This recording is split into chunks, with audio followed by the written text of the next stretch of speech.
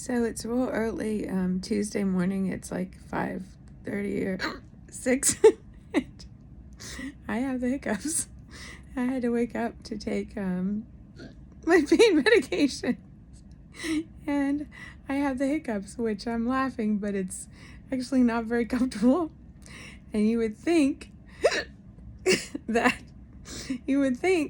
after surviving a double mastectomy, I would be like exempt from hiccups, but I'm not, and it's wearing me out, wearing me out a little bit, and it hurts when I hiccup because it moves everything.